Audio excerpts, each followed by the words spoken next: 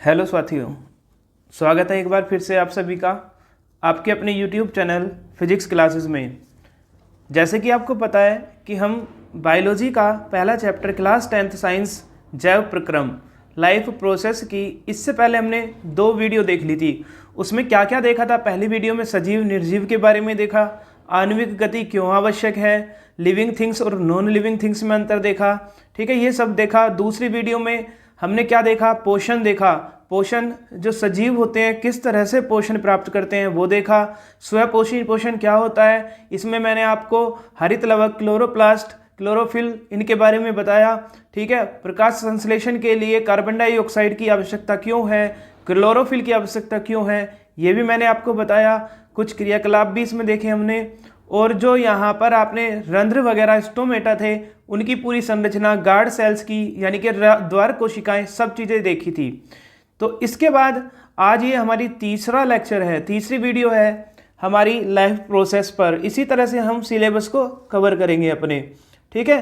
तो आज हम तीसरे वीडियो में स्टार्ट करेंगे अपना विषम पोषी पोषण से। कहाँ से? विषम पोषी पोषण। इससे पहले हमने क्या देख लिया था कि पेड़ पौधे, हरे पेड़ पौधे प्रकाश संश्लेषण की अभिक्रिया द्वारा अपना भोजन स्वयं बनाते हैं। इस प्रक्रिया को, ऐसा पोषण या ऐसी प्रक्रिया क्या कहलाती है? आपकी समपोषी पोषण। क्या कहलाती है? समपोषी पोषण। और हम लोग किस पर निर्भर रहते हैं पोषण के लिए? पेड़ पौधों पर, समपोषी पर। इसलिए हम आएंगे विषम पोषी में। किस में आएंगे? विषम पोषी में। तो देखिए क्या है, प्रत्येक जीव अपने पर्यावरण के अनुकूल, पर्यावरण के लिए अनुकूलित है। भोजन के स्वरूप एवं उपलब्धता के आधार पर पोषण की विधि विभिन्न प्रकार की हो सकती है। हमने देखा कि भोजन की उपलब्धता और भोजन के स्वरूप के आधार पर पोषण की, न्यूट्रिशन की विधियां अलग अलग हो सकती हैं। इसके अतिरिक्त यह जीव के भोजन ग्रहण करने के ढंग पर भी निर्भर करता है। जो जीव है किस तरह से भोजन का निर्भर है, किस तरह से भोजन को ग्रहण कर रहा है, उस पर भी निर्भर करता है। उदाहरण के लिए यदि भोजन स्रोत अचल जैसे कि घास है या गतिशील जैसे हिरण है, मतलब कुछ भोजन के स्रोत ऐसा है, रुका हुआ है, जैसे कि घास को खाएंगे। कुछ ऐसे हैं जो गतिशील प्राणी होते हैं जैसे हिरण, उसको खाएंगे। दोनों प्रकार के भोजन का अभिगम का तरीका भिन्न भिन्न है। दोनों का तरीका क्या? अलग अलग है। तथा गाय व सेवर किस पोषक उपकरण का उपयोग करते हैं? जीवों द्वारा भोजन ग्रहण करने और उसके उपयोग की अनेक विधियां हैं। क्या क्या है? कुछ जीव भोज्य पदार्थों का विघटन, यहां से देखना, यहाँ विषम पोषी पोषण के प्रकार दिए हैं। 3 प्रकार के होते हैं विषम पोषी पोषण।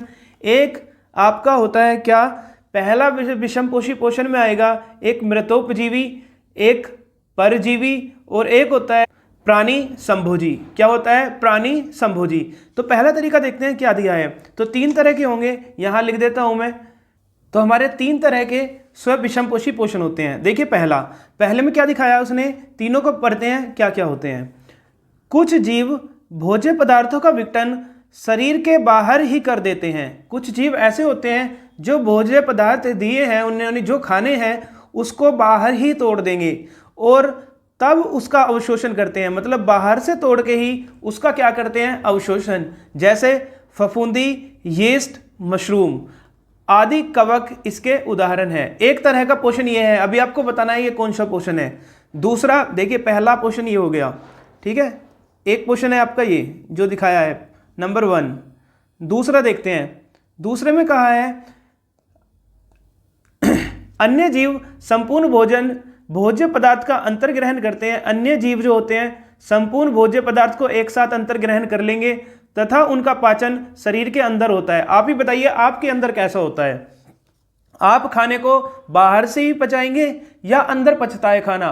तो हमारे अंदर आंसर होगा, हमारे अंदर खाने का, हमारा जो पाचन होता है भोजन का, वो हमारे शरीर के अंदर होता है। मतलब हमारे शरीर के अंदर एक वेल डिफाइंड सिस्टम होता है जो भोजन की प्रक्रिया को क्या करता है? अपनाता है। तो इस तरह से आप देखेंगे कि ये हमारा एग्जाम्पल है।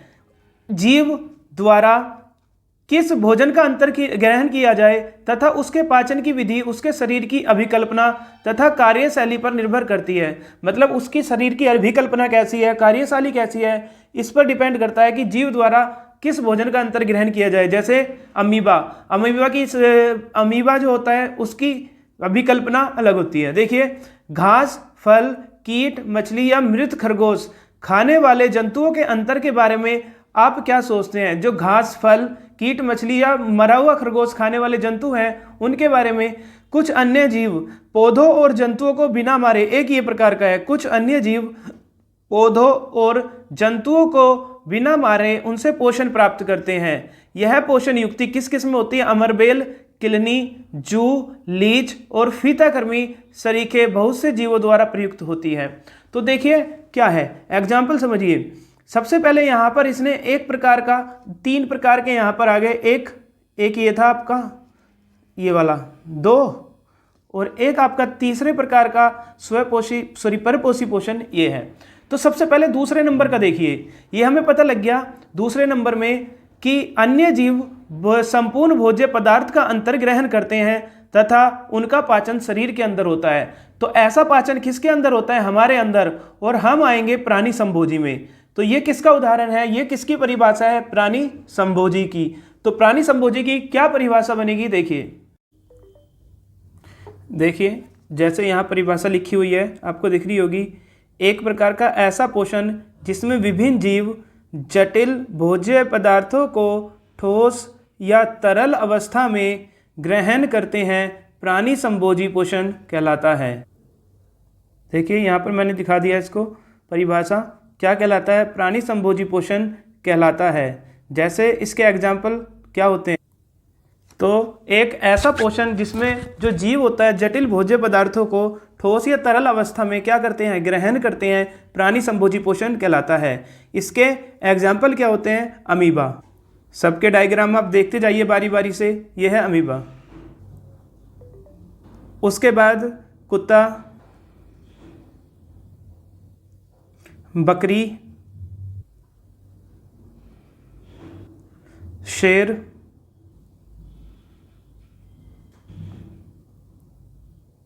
मानव आदि। तो ये हमारी परिभाषा है। किसकी परिभाषा है? प्राणी संभोजी पोषण, या आप बोल सकते हैं होलोजोइक मोड ऑफ न्यूट्रिशन। तो हम अपने अंदर की बात करते हैं। हमारे अंदर कौन सा पोषण होता है? होलोजोइक। कौन सा होता है? होलोजोइक पोषण होगा हमारे अंदर। ठीक है, इसने यहाँ परिभाषा इसकी एक और दी है।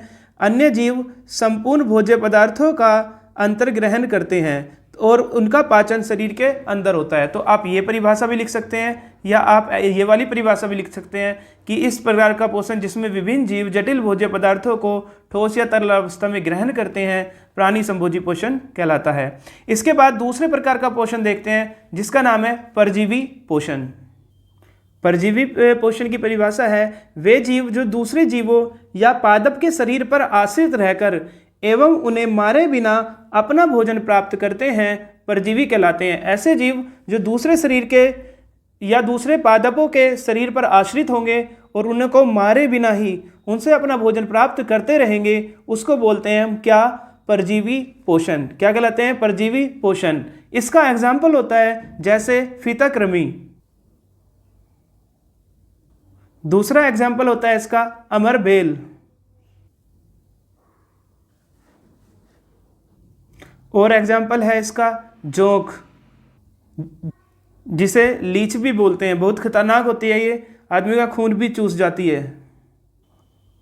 खटमल आदि। इस तरह से ये हमारे एग्जाम्पल होते हैं किसके? परजीवी के। तो परजीवी एक ऐसा पोषण होगा जिसमें जो जीव होते हैं दूसरे जीव या पादप के शरीर पर आश्रित होकर उन्हें मारे बिना उनसे अपना भोजन क्या करते हैं? बनाते रहते हैं। इसका एग्जाम्पल मैंने आपको अभी बताया। ठीक है, इसका मतलब यहाँ पर आप देख सकते हैं कुछ अन्य जीव पौधों और जंतुओं को मारे बिना उनसे पोषण प्राप्त करते हैं। यह युक्ति अमरबेल, किलनी, जू, लीच और फीताकृमि सरीखे बहुत से जीवों द्वारा प्रयुक्त होती है। तो ये किसका उदाहरण है? ये हमारा उदाहरण है परजीवी पोषण का। किसका उदाहरण है? परजीवी पोषण का। और ये वाला किसका उदाहरण था? ये दूसरे वाला उदाहरण था हमारा किसका? प्राणी संभोजी का। अब हमारे पास एक बढ़ता है तीसरा मृतोपजीवी। नाम से स्पष्ट है कि ऐसा पोषण जिसमें जो जीवधारी होंगे वो जो मरा हुआ जीव है या पेड़ पौधे हैं उनसे अपना भोजन प्राप्त करेंगे। या दूसरी परिभाषा, कुछ जीव भोज्य पदार्थों का विघटन शरीर के बाहर ही कर देते हैं और तब उसका अवशोषण करते हैं। जैसे इसका एग्जाम्पल, दूसरी परिभाषा आप देख सकते हैं एक और, वे जीव जो मृत जीवों से अपना भोजन प्राप्त करते हैं मृतोपजीवी कहलाते हैं। अभी मैंने आपको बताया कि ये जो जीव होते हैं ये इनके शरीर में डाइजेशन के लिए कोई प्रोसेस नहीं होता, तो ये क्या काम करते हैं, मरे हुए जीव से बाहर ही उसको जटिल से सरल में तोड़ते हैं और तब उसको ग्रहण करते हैं। हम ऐसा नहीं करते, हम जैसा जटिल लेते हैं और सरल हमारे शरीर में अंदर श्वसन की क्रिया द्वारा ही टूटता है। ठीक है, हम में और इनमें ये अंतर होता है। तो इसका एग्जाम्पल होता है आपका कवक, जिसको फंगाई या फंगस भी बोलते हैं। दूसरा उदाहरण है इसका जीवाणु। जीवाणु यानी इस तरह से आपका बैक्टीरिया यानी कि जीवाणु दिखता है। और तीसरा एग्जाम्पल इसका होता है यीस्ट, जिसे आप खमीर, फफूंद वगैरह भी बोलते हैं। ठीक है, तो ये एग्जाम्पल हैं आपके किसके, तो तीनों तरह के हमने न्यूट्रिशन, मोड ऑफ न्यूट्रिशन देख लिए, किसके, हेटेरोट्रोपिक के। तीनों एग्जाम्पल हमने पढ़ लिए। आगे देखते हैं जीव अपना पोषण कैसे करते हैं। जो जीव हैं वो कैसे, किस तरह से अपना पोषण करेंगे, क्योंकि भोजन और उसके अंतर्ग्रहण की विधि भिन्न है। सभी के भोजन और उसके ग्रहण करना, भोजन को ग्रहण करना क्या कहलाता है, अंतर्ग्रहण, उसकी विधि सबकी अलग अलग है। अतः विभिन्न जीवों में पाचन तंत्र भी भिन्न होगा। सिंपल सी बात है, ग्रहण करने का तरीका है अलग है तो भोजन का पाचन भी अलग होगा। जैसे अमीबा में सिंगल सेल की बॉडी होती है, इसके अंदर कोई भी, जैसे हमारे अंदर वेल डिफाइंड सिस्टम होता है पाचन के लिए, अमीबा के अंदर नहीं होता। कुछ जीव अभी आपने पढ़ा मृतोपजीवी जीव, ये जैसे उसमें आपने कवक वगैरह पढ़ा, ये क्या काम करते हैं, बाहर ही, बॉडी के बाहर ही मरे हुए जीवों से भोजन लेंगे और उसको तोड़ कर लेंगे, मतलब जटिल से सरल में बाहर ही कन्वर्ट कर लेंगे, तब अपने अंदर एंट्री कराएंगे।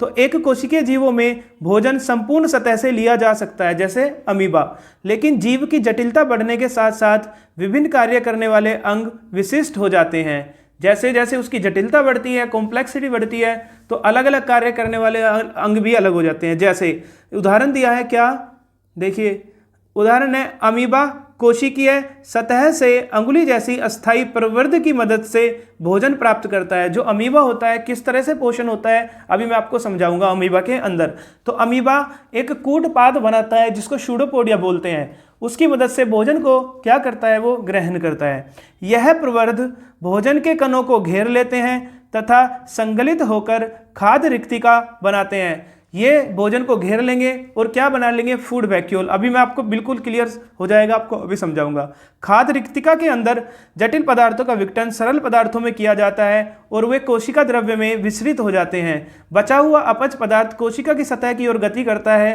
तथा शरीर से बाहर निष्कासित कर दिया जाता है। पैरामीशियम भी एक कोशिकीय जीव है। इसकी कोशिका का एक निश्चित आकार होता है तथा भोजन एक विशिष्ट स्थान से ही ग्रहण किया जाता है। भोजन एक स्थान तक पक्षाभ की गति द्वारा पहुंचता है जो कोशिका की पूरी सतह को ढके होते हैं। तो इसके बाद हम पढ़ेंगे नेक्स्ट वीडियो में मनुष्य में पोषण। लेकिन इससे पहले मैं आपको अमीबा में पोषण आपको समझा देता हूँ, इंपॉर्टेंट है, पूछा जाता है कैसे अमीबा में पोषण होता है। ये आप डायग्राम देख सकते हैं, यहाँ पर ये डायग्राम दिया हुआ है इन्होंने, ठीक है, समझाता हूँ कैसे होता है।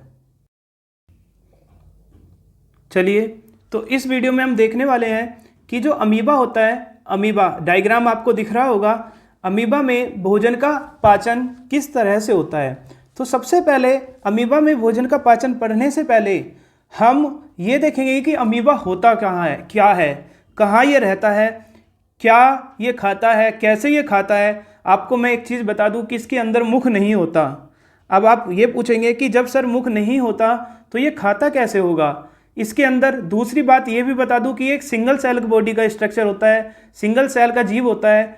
इसके अंदर कोई भी, जैसे हमारे अंदर भोजन के पाचन के लिए पेट होता है, आंत होता है, ठीक है, मुख होता है, इसके अंदर कुछ भी नहीं होता। तो ये क्वेश्चन यह है कि अब ये पाचन कैसे करता होगा, ठीक है। तो आइए देखते हैं किस तरह से। सबसे पहले इसके बारे में हमें पढ़ना है, तो सबसे पहला पॉइंट यही निकल कर आएगा कि जो अमीबा होता है यह एक कोशिकीय जीव है।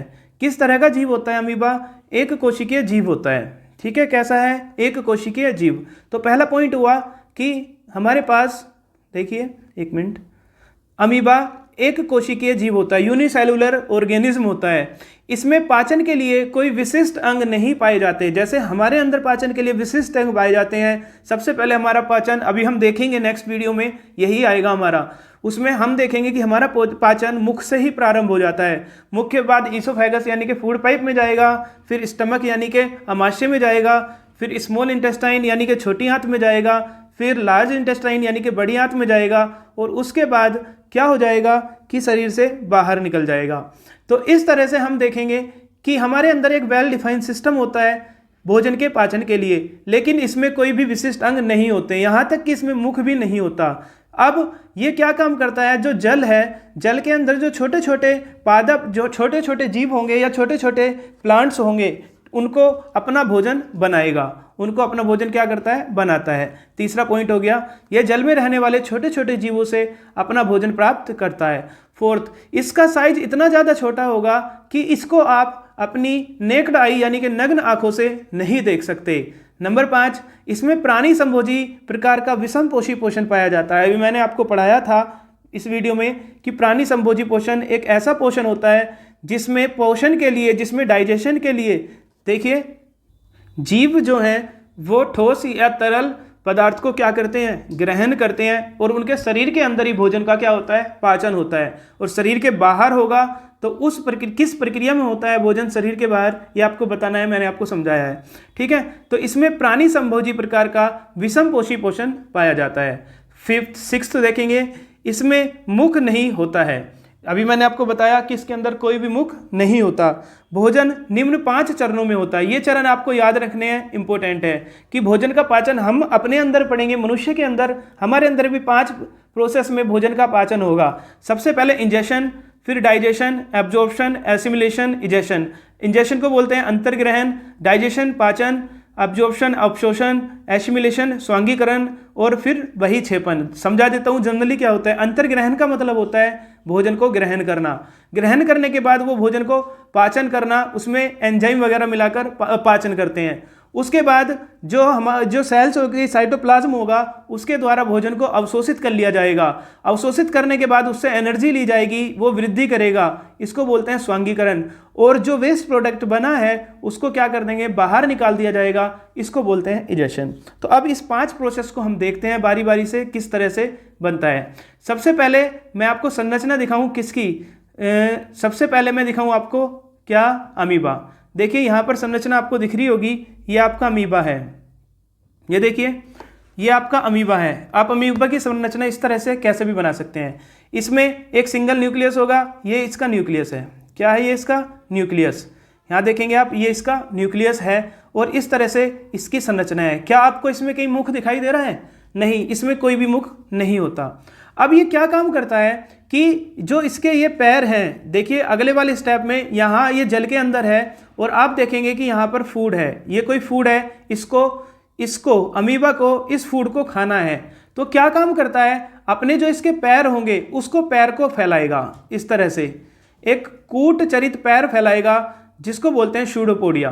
क्या बोलते हैं, शूडोपोडिया। इस तरह से आप देखेंगे इसका साइज बढ़ जाएगा, साइज इस तरह से आप देखेंगे अपना जो पैर है ये शरीर के हिस्से को आगे बढ़ा लेगा। इस तरह से बढ़ाने के बाद ये जो भोजन था इसको निगल जाएगा, भोजन को धीरे धीरे क्या करेगा, निगलेगा। अब जैसे ही ये भोजन को निकलेगा तो इस प्रोसेस को बोलते हैं हम क्या, इंजेशन। क्या बोलते हैं, इंजेशन। किसकी हेल्प से, अपने कूट चरित पैर की एक पैर बना लेता है जो होते हैं, इसको बोलते हैं शूडोपोडिया। जैसे इसने खाने को इंजेक्ट किया, शरीर के अंदर गया, अब क्या होता है, दूसरे वाले प्रोसेस में फूड सबसे पहले इंजेशन होता है, यानी कि अंतर्ग्रहण। अंतर्ग्रहण होने के बाद उस फूड का पाचन होना है। क्या होना है, पाचन। तो पाचन होने के लिए ये अपने शरीर के अंदर फूड वैक्यूल बनाता है। फूड वैक्यूल एक टेम्पररी स्टमक होता है। क्या इसके अंदर स्टमक होता है, नहीं, हमारी तरह स्टमक नहीं होता। तो ये क्या करता है, ये जो फूड पार्टिकल था इसके चारों ओर एक फूड वैक्यूल बन जाती है। इस फूड वैक्यूल को टेम्पररी स्टमक बोलते हैं। क्या बोलते हैं, टेम्पररी स्टमक बोलते हैं। अब जो इसके अंदर साइटोप्लाज्म भरा है, इस साइटोप्लाज्म में जो एंजाइम पाए जाएंगे, उस एंजाइम की हेल्प से इस पर डाइजेशन होना स्टार्ट हो जाएगा। इस फूड का क्या होना स्टार्ट हो जाएगा? पाचन। तो इस तरह से इसका पाचन होगा। पाचन होने के बाद क्या होगा कि ये जो साइटोप्लाज्म है, इससे जो साइटोप्लाज्म जो है वो इस भोजन को, जो फूड आया है उस फूड को, फूड से जो एनर्जी मिलेगी, फूड किस लिए खाते हैं? एनर्जी के लिए, उसको एब्जॉर्ब कर लिया जाएगा। कहाँ पर? साइटोप्लाज्म में। जो ये साइटोप्लाज्म होता है इसके अंदर भरा होता है, ये फूड की एनर्जी को क्या करता है? अवशोषित कर लेता है, एब्जॉर्ब कर लेता है। अब अवशोषित करने के बाद मान लीजिए यहाँ पर अवशोषित किया है, तो क्या यहीं पर एनर्जी की जरूरत है? नहीं, एनर्जी की जरूरत पूरे के पूरे अमीबा को है। तो अब क्या करता है कि जो अमीबा, जो यहाँ फूड वैक्यूल बना था, वो एनर्जी जो ली थी साइटोप्लाज्म ने, उस एनर्जी को सब जगह पर क्या कर देता है? ट्रांसफर कर देता है, सारे के सारे अमीबा को भेज देता है एनर्जी को। तो इस तरह से ये प्रोसेस कहलाता है एसिमिलेशन, यानी कि जो एनर्जी मिली है फूड से वो सभी के सभी पूरे के पूरे अमीबा में चली गई।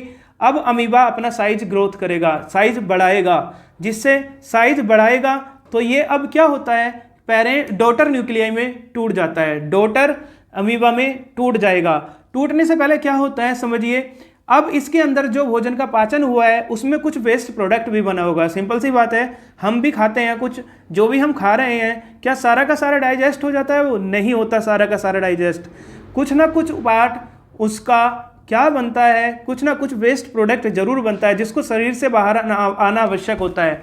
तो सबसे पहले क्या करता है, ये जितना भी यहाँ पर वेस्ट प्रोडक्ट बना है उसको सबको एक जगह पर इकट्ठा कर लेगा। मान लीजिए ये क्या है आपके पास, ये अमीबा है, यहाँ पर सारे के सारे वेस्ट प्रोडक्ट को इकट्ठा कर लेगा। इकट्ठा करने के बाद ये टूट जाएगा और टूट कर ये वाला जो आप देखेंगे वेस्ट प्रोडक्ट है ये शरीर से बाहर निकल जाएगा। क्या हो जाएगा? शरीर से बाहर निकल जाएगा। इस तरह से यहाँ पर डायग्राम में आप देखेंगे वेस्ट प्रोडक्ट शरीर से बाहर निकल गया और इस प्रोसेस को बोलते हैं इजेशन। क्या बोलते हैं? इजेशन। अब मैं आपको इसको स्टार्टिंग से दिखा देता हूँ, एक बार आपको समझ में आ जाएगा। देखिए, दोबारा से देख लीजिए यहाँ पर।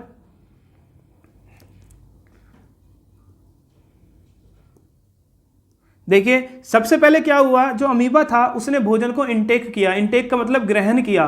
ग्रहण कैसे करता है? स्यूडोपोडिया बनाता है, कूट चरित पैर बनाता है, इसके पैर नहीं होते, ये बना लेता है, भोजन को निगल लेता है। तो इसको बोलते हैं इंजेशन। क्या बोलते हैं? इंजेशन। इंजेशन के बाद ये क्या काम करता है कि उस भोजन का पाचन करता है। पाचन कैसे करेगा?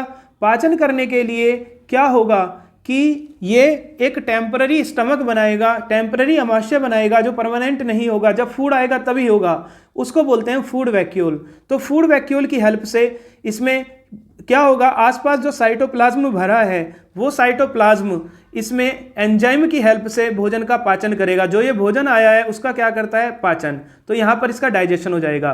डाइजेशन के बाद क्या हो जाएगा, जो एनर्जी मिली है वो एनर्जी एब्जॉर्ब कर ली जाएगी साइटोप्लाज्म में। क्या कर ली जाएगी? एब्जॉर्ब, यानी कि उसको अवशोषित कर लिया जाएगा। अवशोषित करने के बाद पूरे के पूरे पार्ट को ज़रूरत होती है एनर्जी की, वो सभी की सभी एनर्जी हर एक पार्ट को इसके अमीबा के दे दी जाएगी, जिससे कि अमीबा क्या करेगा? ग्रोथ करेगा। इस प्रोसेस को बोलते हैं एसिमिलेशन। और लास्ट वाली प्रोसेस में जो लास्ट आपके जो वेस्ट प्रोडक्ट बनेगा उसको क्या करना है? शरीर से बाहर निकालना है। तो सबसे पहले ये सारे के सारे वेस्ट प्रोडक्ट को एक साथ इकट्ठा करेगा। इकट्ठा करने के बाद ये डॉटर न्यूक्लियाई में टूट जाएगा और इस तरह से जो वेस्ट प्रोडक्ट है वो शरीर के बाहर निकल जाएगा।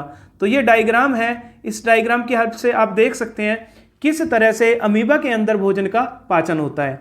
देखिए, एक डायग्राम एनसीईआरटी का मैं आपको दिखा देता हूँ। देखिए, ये डायग्राम यहाँ पर दिखाया गया है। इसमें क्या होता है, एक सिंगल ये न्यूक्लियस है इसका, आप देखेंगे ये न्यूक्लियस है। इसके बाद ये फूड का कोई भी कण है। अब क्या होगा, जैसे ही फूड का कण आएगा ये क्या करेगा? पादाप अथवा कूट पाद की सहायता से इसको क्या कर लेगा? पकड़ लेगा, ऐसे पकड़ लेगा। पकड़ने के बाद सी पार्ट में जो खाद्य रिक्तिका होगी वो फूड वैक्यूल की हेल्प से इसका डाइजेशन होगा और डाइजेशन के बाद सारे के सारे पार्ट में इसका स्वांगीकरण यानी कि एसिमिलेशन होगा और वेस्ट प्रोडक्ट बाहर निकल जाएगा। तो इस तरह से जो एक कोशिकीय जीव होता है वो अपना पोषण करता है। इसके बाद जो नेक्स्ट वीडियो आएगी मोस्ट इंपॉर्टेंट होगी मनुष्य में पोषण। किसमें? मनुष्य में। हम अपने अंदर पोषण देखेंगे। चलिए, धन्यवाद। मिलते हैं फिर एक नई वीडियो के साथ, तब तक धन्यवाद।